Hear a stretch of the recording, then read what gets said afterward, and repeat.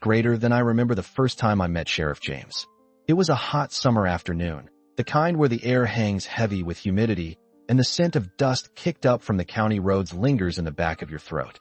I was fresh out of the academy, eager but green, and he was already a legend in these parts. The precinct was buzzing that day. Rumor had it the sheriff was coming in early, which was rare. When the door swung open, there he was, tall, broad-shouldered, with a face that looked like it had seen every kind of trouble these backwoods roads could throw at you. His boots were scuffed, his hat had that permanent crease from years of use, and his eyes, well, they had a way of looking right through you, like he already knew what you were thinking. "Deputy Carter," he said, nodding at me as he passed. Just those two words, but they carried weight. I straightened up, feeling the weight of his attention. He took a seat at his desk, the one with the old, scarred wood and a framed photo of a younger version of himself with a woman and a kid. I noticed the way his fingers lingered on the frame before he said about his work. It wasn't long before I learned what made Sheriff James tick. His family had been caught up in the smuggling rings that plagued our county years back. He didn't talk about it much, but you could see it in the set of his jaw when a case like that crossed his desk. There was a quiet fury in him, a determination that wasn't just about the badge, it was personal. That day, as I watched him work, I realized something important. Being a deputy wasn't just about following orders. It was about understanding the man giving them. And Sheriff James? He wasn't just upholding the law.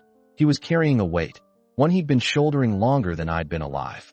From that moment on, I knew I was in the presence of someone who took this job to heart. And I'd be damned if I didn't learn from that. The rain had just started that night, a fine mist that clung to my jacket as I stepped out of the patrol car. Sheriff James had called us in. "Just a routine traffic stop," he said. "But there's a reason why we don't use the word routine in this line of work." The van was pulled over on the side of the highway, its taillights dim in the downpour. Sheriff James approached the driver's side, his flashlight cutting through the dark. I could hear the hum of the engine, the low murmur of voices inside. Then came the knock on the window. The driver's hands were shaking as he rolled it down. That's when I saw them, faces pressed against the glass, eyes wide, too many bodies packed into too small a space. The air was thick with the scent of damp fabric and sweat. "Driver's license," Sheriff James said, his voice steady. But I knew what he was thinking. I could see it in the way his hand rested near his sidearm, the way his shoulders tensed just a fraction. The driver fumbled with his wallet. His English was broken, but he was trying. That's when the others in the back realized what was happening. A woman started crying. A child whimpered. Someone muttered something in Spanish, too low for me to catch. I moved to the side door, my boots splashing in a puddle. The moment I pulled it open, the reality hit me like a punch to the gut. 12 people, crammed in like cargo. Some of them looked exhausted, others terrified. A few held on to backpacks like they were lifelines. Sheriff James radioed dispatch. 12 migrants, no documents. Requesting backup and transport. The rain kept falling, but all I could think about was the heat in that van, the desperation it must have taken to get here. I'd seen a lot in my time, but some nights, the job weighs heavier than others. The air was thick with the scent of diesel and salt as I stood in the dim glow of the warehouse lights, watching the boxes being unloaded. This was the third time we'd caught Herrera's crew moving product through this dock, but tonight felt different.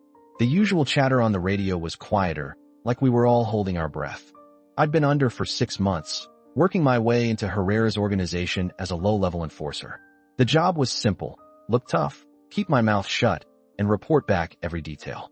But Herrera was smart, too smart. He'd started changing the drop locations at the last minute, making it nearly impossible to predict where the next shipment would hit. That night, we had a tip from an informant, but something felt off. The boxes were labeled as electronics, but the weight was all wrong. I signaled to the team, and we moved in slow, careful steps. The warehouse was huge, echoes bouncing off the metal walls, and every shadow could hide a gun. Then the lights cut out. Total darkness. My heart kicked up a notch, but I kept my breathing steady. The radio in my ear crackled, "Deputy down," and I knew we'd walked into a trap. Gunfire erupted, and the acrid smell of gunpowder filled the air. I hit the ground, rolling behind a stack of crates. Herrera's men were shouting, and I could hear the distinct sound of a shotgun being racked. This was not how it was supposed to go. I reached for my sidearm, fingers brushing the grip as I took a deep breath. The plan had gone sideways, but we'd trained for this. Now, it was just a matter of survival. But the call came in just after midnight. A report of suspicious activity out near the Herrera place. Old man Herrera had passed years ago, but the property was still in the family. Rumor was his nephew ran some sort of business out there, though folks weren't quite sure what kind. When we arrived, the place was dark except for a single floodlight casting long shadows across the gravel lot. Deputy Martinez and I split up. He took the house. I headed for the shed. The air was thick with the smell of diesel and something else, something sour, like fear. I could hear it before I saw it. A low murmur, the kind of sound people make when they're trying not to be heard. The shed door was padlocked, but the wood was old, the hinges rusted. A good kick, and it gave way. Inside, it was cramped. The floor was strewn with blankets and empty water bottles. And then I saw them. Faces peering up at me from the shadows, wide-eyed, huddled together like frightened animals. 16 of them. Men, women, kids. They didn't speak, just stared, their breath coming in short, rapid bursts. My radio crackled to life. "Dep, you got anything?" "Martinez." "Yeah," I said, keeping my voice steady. "You're gonna want to call in the whole damn department." I stepped back, giving them space. The youngest one, a kid no older than 8, started shaking. I knelt down, kept my hands where he could see them. "You're safe now," I told him. "We're here to help."